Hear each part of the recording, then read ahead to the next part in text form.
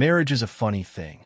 You spend years building something, thinking it's solid, thinking it's real. You learn each other's habits, the little quirks, the subtle shifts in tone that mean everything. You tell yourself that if something were wrong, you'd know. That if your wife was pulling away, you'd feel it. I used to believe that. I don't anymore. That night, I wasn't even supposed to be there. My plans had changed at the last minute. An old friend canceled on me, leaving me with an empty evening and a restless feeling I couldn't quite shake. I wasn't ready to go home, so I figured I'd grab a meal at one of those restaurants my wife was always talking about. It wasn't just any restaurant. It was a restaurant, the one she raved about, the one she claimed had the best atmosphere, the best service, the best everything. She went there often with her friends. At least, that's what she said. The second I stepped inside, I felt something shift. It was subtle, like the air had thickened, like I was walking straight into something I wasn't supposed to see. The lighting was dim, the tables spaced just far enough apart to give couples their privacy. It was the kind of place designed for quiet conversations and stolen moments. I was scanning the room for an empty table when I saw her. At first, my mind refused to process it. My wife, sitting in the candlelight, leaning in close to someone. Not a girlfriend, not a coworker, a man, no, a waiter. Recognition hit me like a punch to the gut. I knew him. Young, maybe mid-20s. The type with an easy grin, the kind that made women feel like they were the only person in the room. I'd seen him before, the times I had come here with her. He'd served us. Hell, he'd probably smiled at me, taken my order, refilled my damn drink while secretly making my wife laugh behind my back. And the way they looked at each other now, it wasn't casual. Her body was angled toward him. Her fingers toyed with the stem of her wine glass, the same way she used to do when we were dating. She laughed at something he said, not the polite kind of laugh you give to a stranger, but the real kind. The kind that came easy. The kind that belonged to someone who was comfortable. Familiar. The way his hand rested on the table, just a little too close to hers, like he had every right to be there. The way her eyes flickered toward him like she was drinking him in. A fire ignited in my chest. It spread fast, a slow burn that turned into an inferno. I wasn't the kind of man who jumped to conclusions, but I wasn't blind either. And this wasn't a misunderstanding. This wasn't an innocent dinner between acquaintances. This was something else. I stood frozen, my mind cycling through possibilities. Maybe I was overreacting. Maybe this was just bad timing. But then, she reached for her wine, her fingers brushing against his knuckles for half a second too long. Something inside me snapped. My jaw tightened. My fists clenched at my sides. I could hear the blood pounding in my ears, my pulse hammering against my skull. Every instinct screamed at me to move, to storm over there and make a scene, to grab that smug bastard by the collar and put an end to whatever the hell was happening between them. But I didn't. Not yet. I stepped back, keeping to the shadows near the entrance. Watching, calculating. My entire body coiled with rage, but I held still. I needed to see. I needed to know just how deep this ran. And that's when she turned. For a split second, our eyes met across the dimly lit restaurant. Her entire body went rigid. Her face drained of color. Her lips parted like she wanted to say something, but no words came out. She was caught. She knew it. I knew it. The moment stretched, suffocating and heavy. I could see the panic flickering behind her eyes, the rapid-fire calculations running through her brain as she tried to decide what to do next. And then she moved. She shot up from her chair so fast that her knee hit the table, rattling the silverware. Her wine glass tipped over, spilling deep red liquid across the white tablecloth. The sound of shattering glass cut through the hushed murmur of the restaurant. Heads turned. Conversation stopped. I stepped forward, slowly, deliberately. The waiter looked between us, wide-eyed, as if trying to piece together what was happening. He wasn't smiling anymore.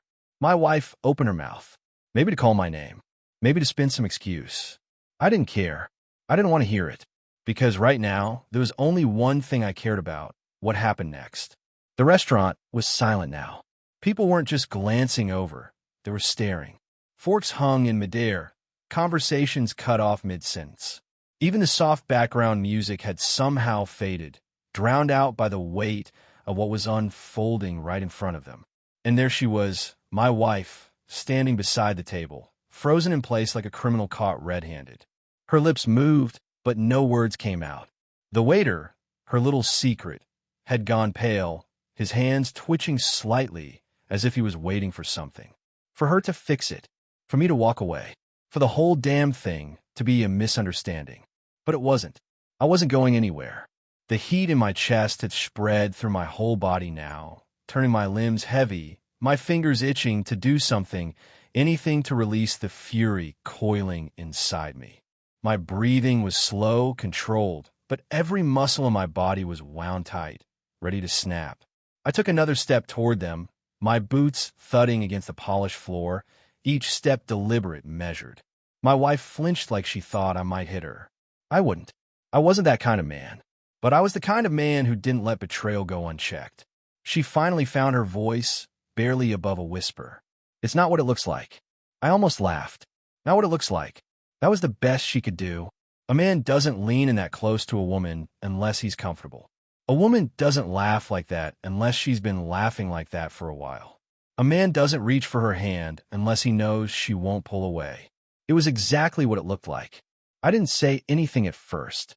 I let the silence stretch, let the weight of it settle over her like a suffocating blanket. I wanted to watch her squirm, watch her grasp at whatever excuse she thought would save her. She took a small step forward, her voice a little more desperate this time. I held up a hand, not a word. I didn't need to hear her say it. The silence dragged on for another moment, the tension in the air so thick it felt like the entire room was holding its breath. And then, as if reality had finally caught up to her, she turned her gaze to the onlookers. She was embarrassed, not ashamed, not guilty, embarrassed. And that's when it hit me. She wasn't sorry she got caught. She was sorry people saw. Something inside me twisted at that realization. The waiter, who had been silent up until now, shifted awkwardly. He had the nerve to clear his throat, as if that would somehow make this less uncomfortable. As if he was hoping I'd just walk away, let them pretend this never happened. I turned my attention to him. He stiffened under my gaze. Good. This wasn't a man who had made a mistake. This was a man who knew exactly what he was doing. I wanted to break him. Not physically, that would be too easy, too fast. I wanted him to feel something deeper, something worse. I tilted my head slightly, my voice dangerously calm. How long? He hesitated. Big mistake. I took another step closer, close enough now that I could see the sheen of sweat forming at his hairline. He was trying to play it cool, but his fingers were gripping the edge of the table a little too tightly. My wife spoke before he could. Her voice cracked, but she forced herself to keep going. It was nothing, really. I mean, we were just talking. Talking, right? Because normal conversations between a married woman and a damn waiter happened over candlelit dinners, with hands grazing and wine glasses tilting just a little too close. I let out a slow exhale, shaking my head. She actually thought I was stupid. I turned back to the waiter, and for a second, I saw something flicker in his eyes. Not fear, no, arrogance, like he still had the upper hand. And just like that, my temper snapped. I grabbed the edge of the table and flipped it. The wine glass shattered on the floor, the plates clattered, silverware scattered across the tiles. Gasps erupted from the surrounding tables. Someone let out a sharp yelp. My wife stumbled back, hands flying to her mouth. The waiter jumped up so fast his chair scraped against the floor. I stared him down, my chest rising and falling with the force of my breathing. Let him make a move. Let him say one wrong thing. Let him show me just how much a man he really is. He didn't. He stood there, stiff, hands in the air like he was surrendering to a cop. Coward. I leaned in slightly, lowering my voice so only he could hear me. You think you're something special?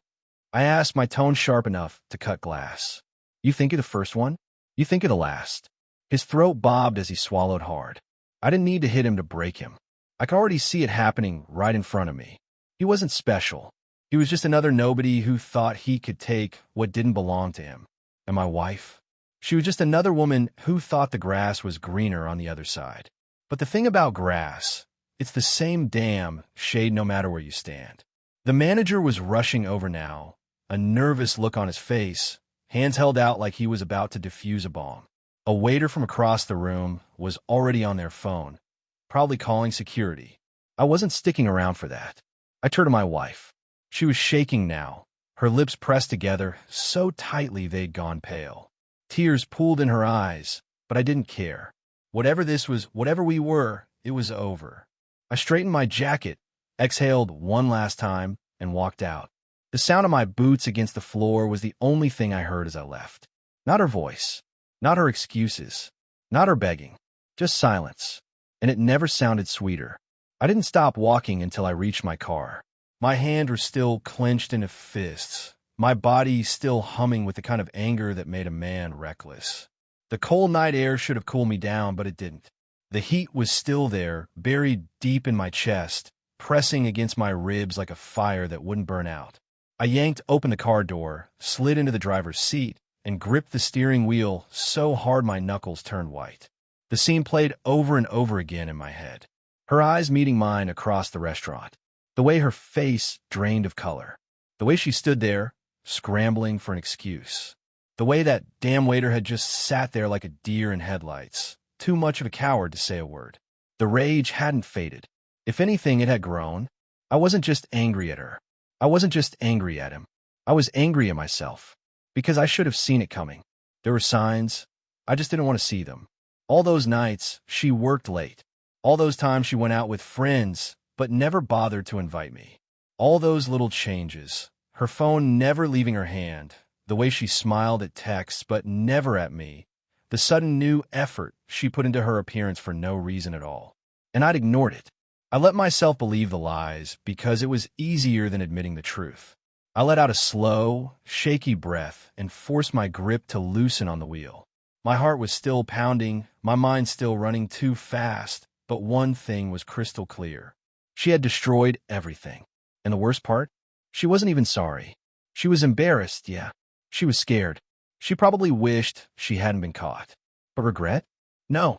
If I hadn't shown up at that restaurant, she would have gone home, kissed me on the cheek, and gone to bed beside me like nothing had ever happened. The thought made me sick. I should leave. I should drive away, go anywhere, but here, put as much distance between me and that betrayal as possible. But I didn't, because I knew her, and I knew she wasn't done. She would come after me. She would try to fix this, not because she loved me, not because she wanted to make things right, but because losing me would be inconvenient. A cheating wife never wants to lose her husband. She just doesn't want to choose. And I wasn't about to make it easy for her. The knock on the window. 15 minutes passed. Maybe 20. And then it happened. A frantic knocking on my window. I didn't need to look to know who it was. I kept my gaze forward, staring out at the empty parking lot, my jaw set, my breathing even. She knocked again, harder this time. I let her wait. Let her feel what I had felt back in that restaurant. The slow, creeping horror of knowing she had no control over what happened next. Finally, I turned my head. Her face was red, her eyes wide, a mix of panic and desperation in her expression. I rolled down the window, slowly. Not because I wanted to hear her out, but because I wanted her to know she didn't deserve anything from me. Not even my time. She opened her mouth, but I beat her to it. You better choose your words carefully, I said, my voice low, steady. Because they're the last ones I'm ever going to listen to. She swallowed hard, then rushed out the first thing that came to her. I'm so sorry. Not I didn't mean it. Not it was a mistake. Not even I love you. Just sorry. Like that meant anything. Like that could undo what I had just seen. Like that could erase the fact that she had been sitting across from another man, laughing, touching his hand, living a whole other life I knew nothing about. I didn't respond. I just looked at her. She was trembling now. Her arms were wrapped around herself like she was cold, her lips pressed together like she was holding back more words. Good. Let her struggle. Let her feel what it was like to be helpless. Finally, she spoke again. It wasn't, she hesitated, shaking her head, like she was trying to figure out how to spin this into something less damning. It wasn't serious. I let out a short, humorless laugh. Not serious? I repeated, tilting my head. So what was it? Her mouth opened, closed, opened again. She had nothing, because there was no answer that would make this better. Still, she tried. I was lonely, she whispered, like that would make me feel bad for her. I didn't mean for it to happen. She shook her head, her voice breaking. It just happened. I clenched my jaw. It just happened. Like she had no control over her actions. Like she had tripped into the arms of another man. Like it wasn't a choice. And that's what pissed me off the most. She wasn't taking responsibility. She wasn't saying, I did this because I wanted to. She was making it sound like some accident. Like she had no say in what she had done. I turned back toward the windshield, exhaling through my nose. This was a waste of time. I had been stupid to expect anything else. She wasn't going to apologize the way I needed her to. She wasn't going to own up to anything. She was just going to keep making excuses, keep twisting this into something smaller, something that wouldn't ruin her life, something she could smooth over with a few well-placed tears. Not this time. Not with me. I turned back to her, eyes cold. We're done. The words landed hard. She flinched. Wait, she whispered, reaching for me like she actually thought she could fix this. Please, just let me explain. I rolled the window up. She pounded on the glass, her muffled voice still begging, still pleading. I didn't care. I put the car in drive. And as I pulled out of that parking lot, leaving her standing there in the cold, I felt something I hadn't felt in a long, long time. Freedom. I drove without a destination. Just miles of open road, streetlights casting long shadows across the pavement, headlights slicing through the dark. The world felt quieter out here, away from the city, away from the suffocating weight of betrayal. But no matter how far I drove, I couldn't outrun it. Her face, her voice, that damn waiter's smug little expression, all of it was still there, playing in loops in my mind. I tightened my grip on the wheel. It wasn't the cheating that made me feel like I was on fire from the inside out. It was the lie, the years of it, the ease with which she had lived two lives, one as my wife, one as whatever the hell she was to him. And she would have kept going. She would have come home that night, slipped into bed beside me, kissed me goodnight, and never thought twice about it. I slammed my foot against the gas pedal, my pulse hammering in my ears. I wasn't the kind of man to break things, not the kind to lose control, to let rage dictate my actions. But right now, if I had that waiter in front of me, if I had him sitting in my passenger seat, I wasn't sure what I'd do. I didn't want revenge. I wanted something worse. I wanted him to feel insignificant, because he was just a side piece, a mistake she was too weak to walk away from. He thought he'd taken something from me. He thought he'd won. But the truth? She was the one who lost everything. The first call. My phone rang. I didn't even have to look to know who it was. I let it ring once. Twice. Then I answered. Silence on the other end. Then, her voice. Small. Shaky. Where are you? I exhaled slow and steady, resting my elbow against the window. Driving. A pause. I don't know what to say. I smiled bitterly. You don't have to say anything. She took a sharp breath. Please, just come home. Let's talk about this. Talk. Like this was some disagreement that needed a little communication. Like I caught her spending too much money on clothes, or forgetting to call me when she was late. Like I hadn't just watched her sit across from another man, touching his hand like she used to touch mine. I said nothing. She sniffled. I didn't mean to hurt you, she whispered. It wasn't supposed to happen like this. I closed my eyes for a second, pressing my thumb and forefinger against the bridge of my nose. It wasn't supposed to happen like this. Not that it wasn't supposed to happen at all. Not that she wished she'd never done it. Just that she wished she hadn't been caught. That was the difference between guilt and regret. She didn't regret cheating. She regretted losing. I finally spoke. How long? She hesitated. And that told me everything. A woman who'd made a single mistake would answer right away. A woman who'd lived a lie would have to think about it. I already knew the answer before she spoke. A few months. I almost laughed. A few months. That was enough time to fall in love. Enough time to build something real. Enough time to destroy a marriage brick by brick without me even seeing the cracks. I swallowed the lump in my throat. How did it start? More silence. Then, she sighed, her voice barely above a whisper. I don't know. Don't say it just happened. She sucked in a breath. I want the truth, I said, my voice hard now. Not excuses. She let out a shaky exhale. I liked the attention. There it was.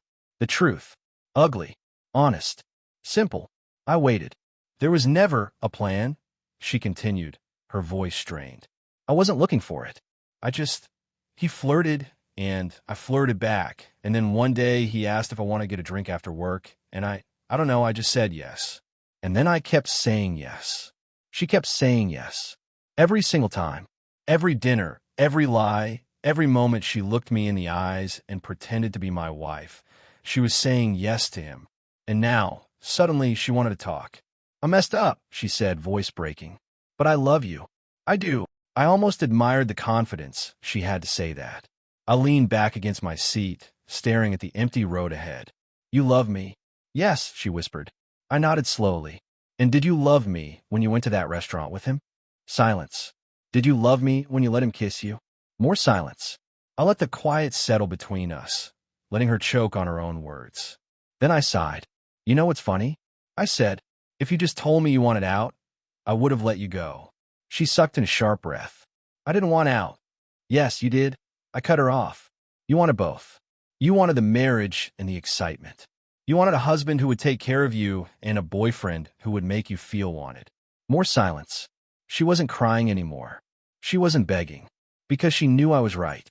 She had spent months living in two worlds, dipping her toes in both, never thinking about what would happen when it all came crashing down. I let out a breath and stared at the night sky through my windshield. I'm not coming home. She let out a strangled noise, like she had been waiting for me to say something else. Something that would let her pretend this wasn't over. Please, she whispered. I know I don't deserve another chance, but... I hung up. I dropped my phone on the passenger seat, the screen lighting up almost immediately with another incoming call. I didn't answer, because there was nothing left to say. I drove for hours. Not because I was lost. No, I knew exactly where I was. I just didn't know where I was going. It wasn't home. Home was a place that didn't exist anymore. It was a lie wrapped up in warm sheets, in morning coffee, in the smell of her perfume lingering in the hallway. It was in the way she used to call my name from the other room, in the lazy Sunday afternoons spent on the couch, in the quiet understanding that she was mine. Except she wasn't. Maybe she never had been. The thought made my stomach churn. How long had I been living a lie? How many nights had I lain beside her, completely unaware that her mind, her thoughts, asterisk, asterisk, her heart, asterisk, asterisk, were somewhere else? I glanced at my phone again. 6 missed calls. Her name glowed on the screen, along with a few text messages. I didn't read them, because I already knew what they'd say. Some variation of I didn't mean to hurt you, or we can fix this, or please just talk to me. Empty words. She had months to talk to me. She had months to tell me she wasn't happy, months to admit that she wanted something else, months to end things before she turned our marriage into a joke. But she didn't, because that would have required honesty. And a woman who cheats isn't just a liar. She's a coward. I kept driving. The first stop. It wasn't until I saw the neon glow of an all-night diner that I finally pulled over. The place was nearly empty, just a couple of truckers nursing their coffee in a booth and an old man reading a newspaper at the counter. I slid into a seat near the window. The waitress, a woman in her 50s with tired eyes and a notepad in her hand, walked over. "What can I get ya?" she asked, chewing her gum slowly. I opened my mouth, then hesitated. What did I even want? I hadn't eaten since lunch, but I wasn't hungry. I wasn't anything. "Coffee," I said finally. She nodded and walked away. I leaned back in the booth, rubbing a hand over my face. My mind kept replaying it all, over and over. Her laugh at the restaurant table, the way she reached for her wine, the way her fingers brushed against his, the way she froze when she saw me. I should have seen it coming. But hindsight was a cruel bastard. The waitress returned, setting the coffee in front of me. "Need anything else?" I shook my head. "Just the coffee." She lingered for a second, looking me over. Then, as if she could read something in my face, she simply patted the table once and walked away. I took a sip. It was too hot, too bitter. I barely tasted it. My mind was elsewhere. And that's when my phone rang again. Her name. I stared at the screen. I could let it go to voicemail again. I could block her number. I could throw the damn thing out the window and never look back. But instead, I answered. I didn't say anything. For a few seconds, neither did she. Then, finally, I know you hate me. I stayed silent. She sniffled. I deserve it. I know I do. Damn right. Her voice cracked. I just don't want to lose you. I let out a slow breath, staring down at my coffee. There it was. The truth. She didn't regret what she did. She regretted the consequences. You lost me the second you said yes to him, I said. My voice was quiet, even dangerous. She let out a shaky breath. Please, just tell me what I can do. What do you want? I almost laughed. What did I want? I wanted my wife back. I wanted my marriage back. I wanted my life back. But I wasn't getting any of those things. I leaned back in the booth, exhaling through my nose. You want to know what I want? I asked. Yes, she whispered. I took another sip of coffee. I want you to remember this moment, I said. Every time you think about me. Every time you wonder why you're alone. Every time you reach for your phone and almost call me. I let the words sink in. I want you to remember that I was willing to give you everything. And you threw it away for a cheap thrill. Silence. Not even a sniffle now. I waited to see if she'd fight, if she'd own it, if she'd say something, anything, that would make me believe she was truly sorry. But all I got was silence. And that told me everything. I hung up, blocked her number, and for the first time that night, I felt something close to peace. The final decision. I stayed at the diner for another hour, sipped my coffee, watched the old man flip through his newspaper, watched the truckers pay their bill and leave. And then, when the clock ticked past 2 in the morning, I finally stood up. The waitress walked by as I grabbed my jacket. You all right, hon? I met her eyes. I thought about lying, saying, yeah, I'm fine, saying just a rough night. But instead, I gave a small, tired smile. I will be. She nodded like she understood. I left the 20 on the table and stepped outside. The air was cooler now, the wind carrying the scent of rain. I stood by my car for a long time, staring at the sky. The stars were out, clear, bright, endless. And as I breathed in the cold night air, I realized something. I wasn't angry anymore. Not at her, not at him, not even at myself. Because at the end of the day, this wasn't my failure. It was hers. She was the one who had to live with the choices she made. And me? I had one choice left. To start over. To walk away. To let the past burn and never look back. And as I got into my car, turned the key, and pulled back onto the highway, I knew one thing for certain. I was never going home again. Morning crept up on me while I was still driving. The night had stretched long and cold, but I hadn't turned back. Not once. I didn't have a destination in mind, but I kept the car moving, kept the wheels turning, because the thought of stopping, of sitting still long enough to let the weight of everything settle, felt unbearable. But eventually, exhaustion won. I pulled into a roadside motel just as the sky was turning from deep black to the soft purple of dawn. The place was a dump, neon sign flickering. Lobby smelled like stale coffee and cigarette smoke. The clerk behind the counter barely looked up as he slid the key across the counter. Room 108. I shut the door behind me and let out a long breath. It wasn't much, a bed, a TV that probably didn't work, a bathroom with peeling wallpaper, but it was mine. And for the first time in years, I was alone. Not alone like I had been while she was sneaking around behind my back. Not alone like I had been lying next to someone who had already checked out of our marriage. No, this was real solitude. The kind that didn't feel empty, it felt free. I sat on the edge of the bed, staring at the worn-out carpet. I should have been thinking about what came next, about where I'd go, about what the hell I was supposed to do now that my marriage had been ripped apart in front of me. But all I could think about was how tired I was. Not just physically, soul deep. The weight of it pressed down on me, the kind of exhaustion that no amount of sleep could fix. So I didn't fight it. I laid back, staring at the ceiling. And for the first time since I saw her in that restaurant, I let myself close my eyes. The first morning without her. I woke up hours later, sunlight leaking through the thin motel curtains. It took me a second to remember where I was. And why. The emptiness beside me wasn't a surprise, but the lack of pain was. I sat up, rubbing a hand over my face. Checked my phone out of habit. 10 more missed calls. A couple of texts, too, all unread. I deleted them without looking.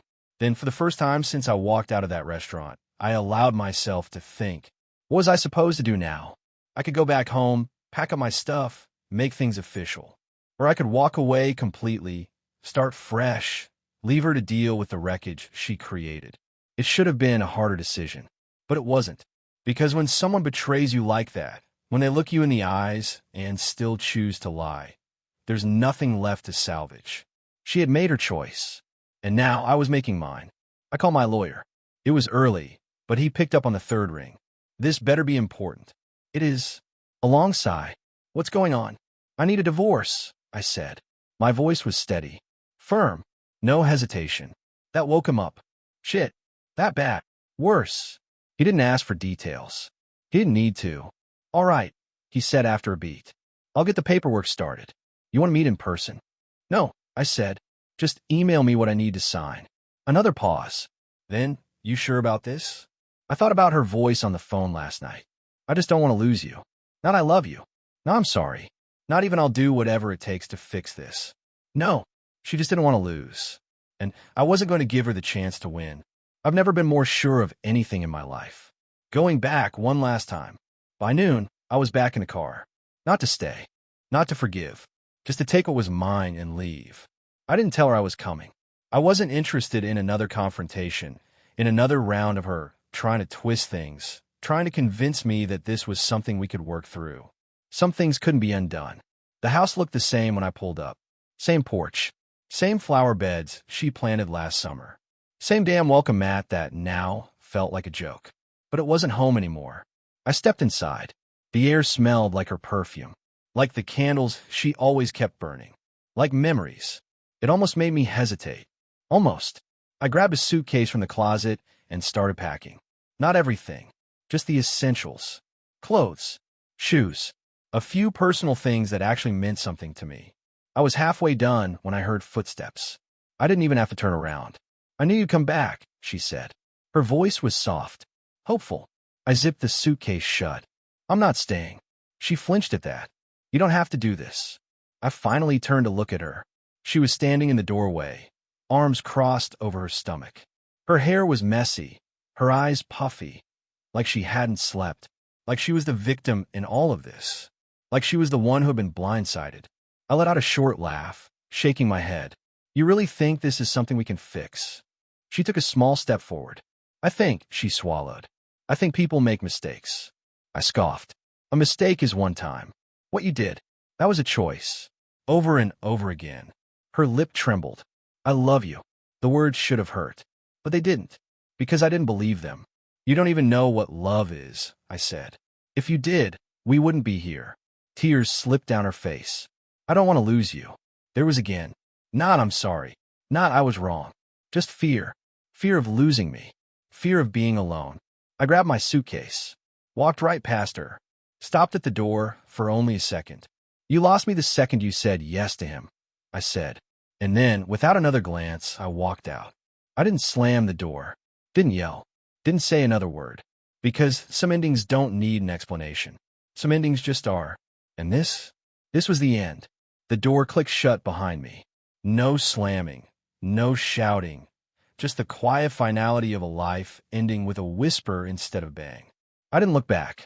Didn't care to see her standing there, arms wrapped around herself, waiting for me to turn around and give her some kind of hope that this wasn't permanent, that I was just angry, that I'd cool off and come back, and we'd patch things up like we always did.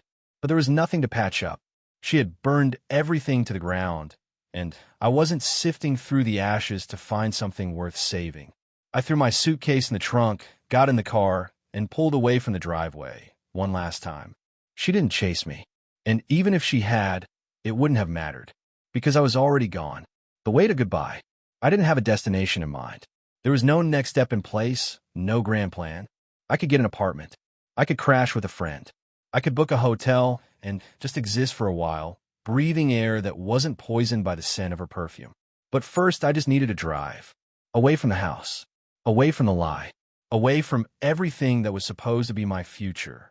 The road stretched out in front of me, long and endless, each mile putting more distance between me and the life I thought I had. And for the first time since I saw her in that restaurant, I let myself feel it. The betrayal, the loss, the sheer, gut-wrenching waste of it all.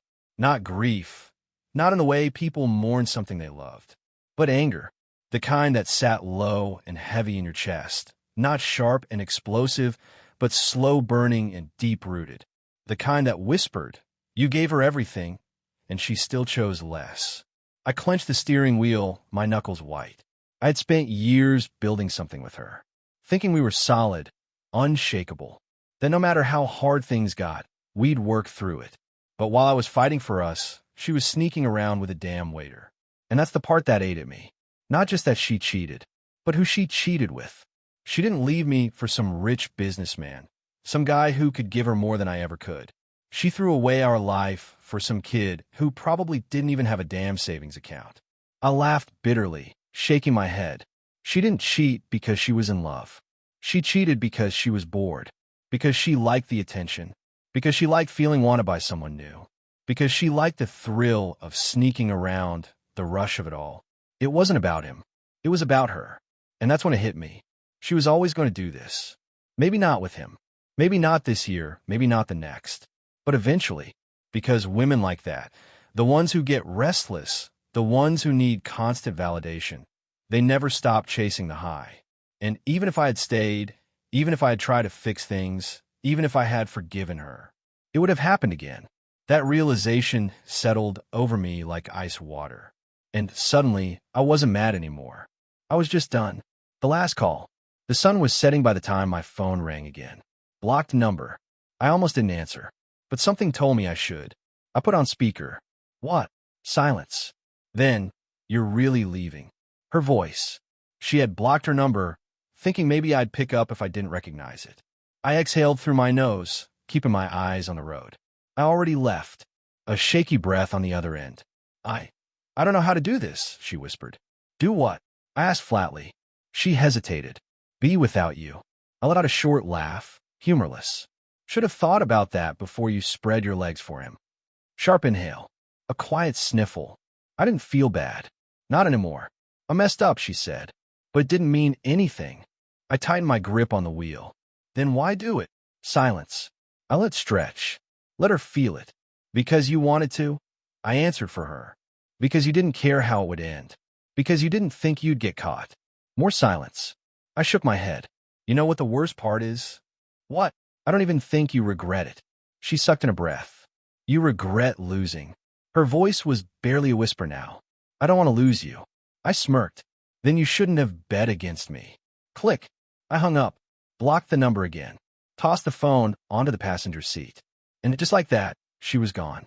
Moving forward 1 mile at a time. The road stretched ahead, dark and endless. And for the first time since it all fell apart, I realized I wasn't dreading the future. I wasn't weighed down by what-ifs. I wasn't clinging to something that wasn't mine anymore. I was free. And maybe, just maybe, that was the best thing she had ever done for me.